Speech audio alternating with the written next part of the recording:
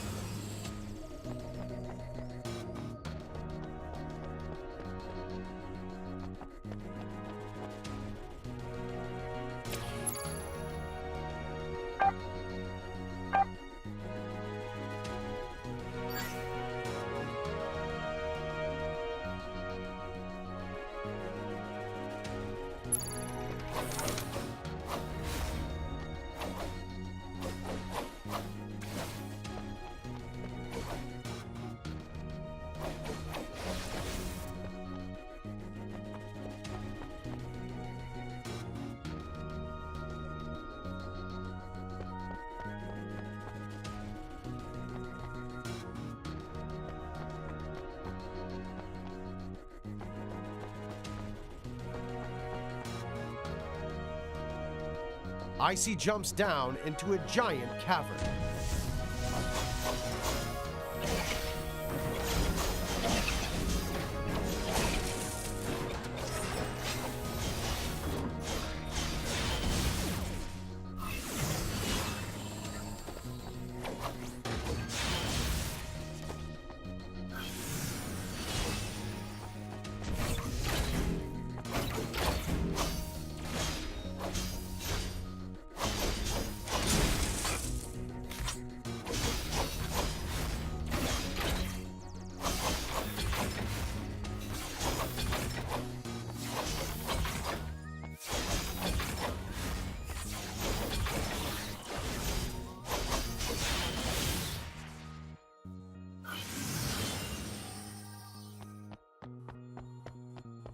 Icy follows the arrow through and passes through the gate.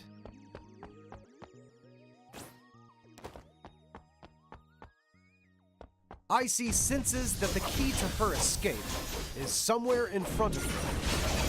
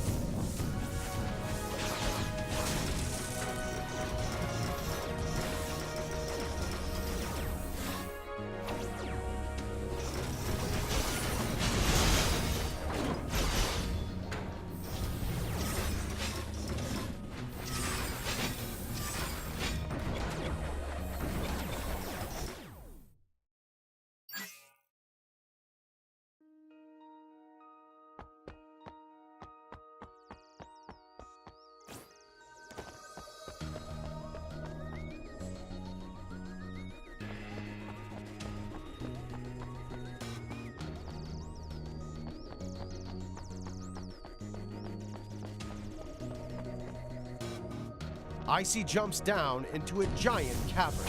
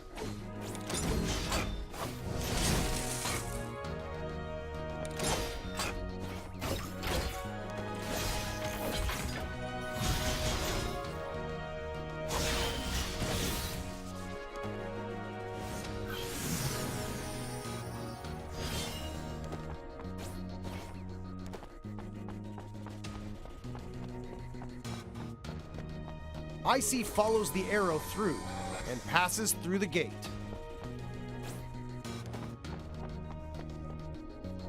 Icy senses that the key to her escape is somewhere in front of her.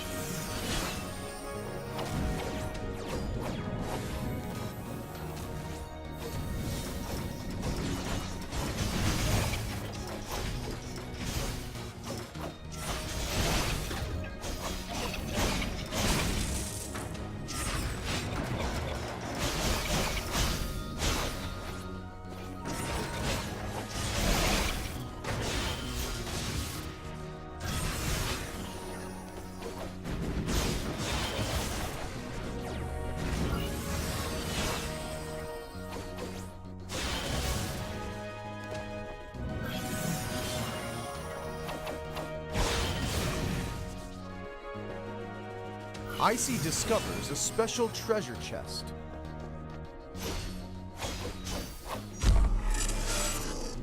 A strange mark flashes across her eyes. Icy's dash ability has grown stronger.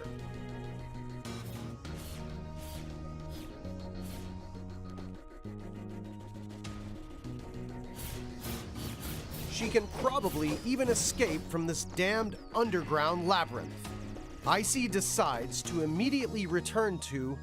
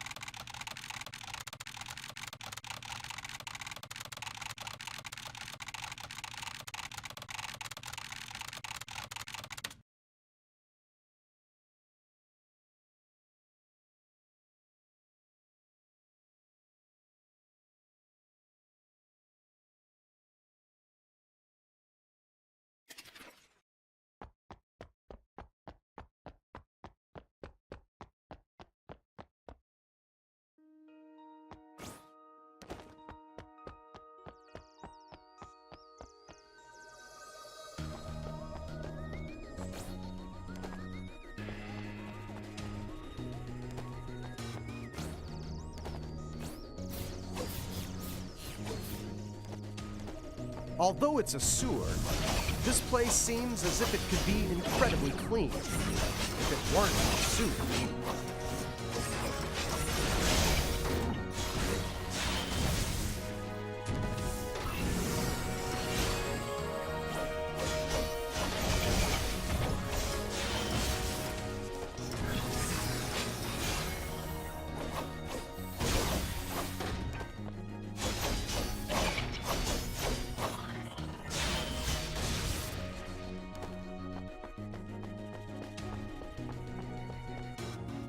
What could cleanse this place?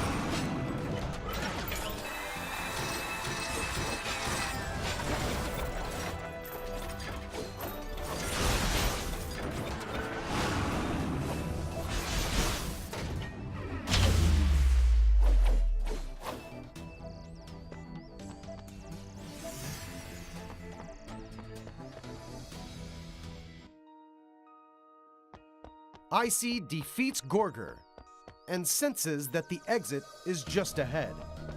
Icy arrives at an unnamed town.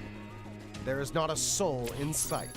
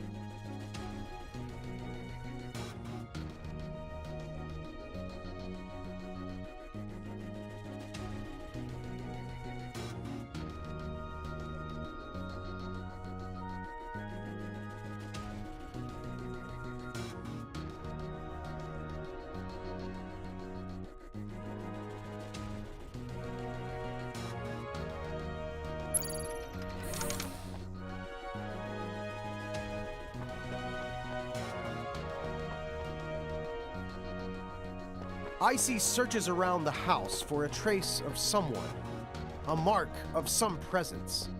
It seems as if everyone has been wiped out. The culprit?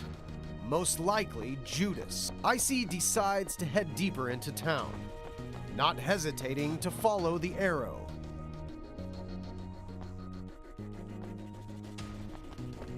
Icy ignores yet another arrow and selfishly continues on her own path.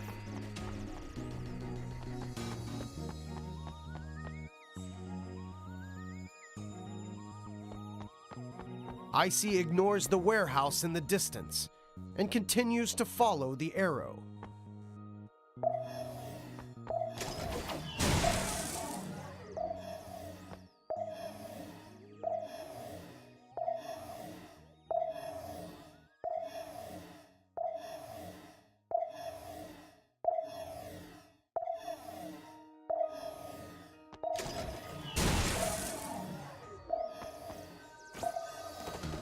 Icy enters the warehouse that is completely devoid of any living creature, just like the attic.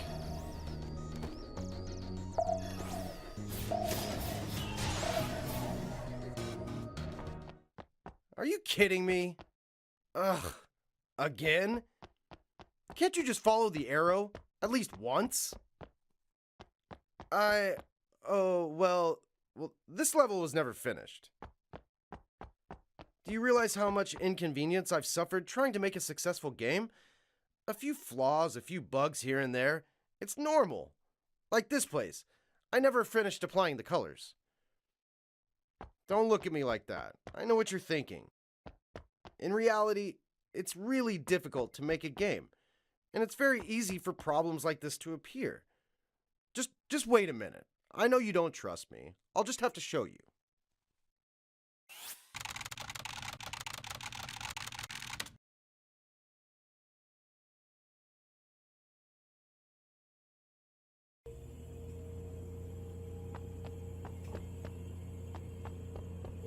Welcome to the archive room. All of my prototypes are stored here. When making a good game, fun gameplay is of utmost importance. I've been iterating on prototypes for over 10 years. Can you believe it? That's an entire decade. Here, let me show you my first prototype. This is a very early version of the game. You could change to a long-range weapon so that you could use both melee and ranged attacks. But then I thought, who in their right mind would care for such an amazing weapon? No player would want it. Not a single one.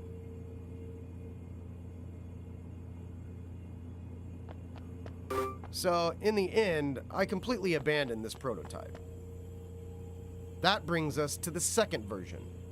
In the second version, there was a sort of mix between the demonic enemies and the player. You could absorb the enemy's powers and use them for your own. But then I ran into a big problem: cost. Don't you think it would be a waste to spend so much time on making such a complicated game, only to run out of cash halfway through development? After all, games do need to make money.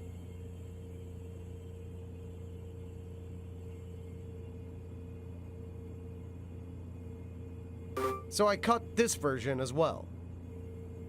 Unknowingly, 10 years flew by in the blink of an eye. With all the effort I spent, I think a few scattered bugs or missing features are entirely acceptable. I just want you to understand me and empathize with me. I sacrificed so much trying to make this a fun experience for you. I spent 10 years of my youth on this.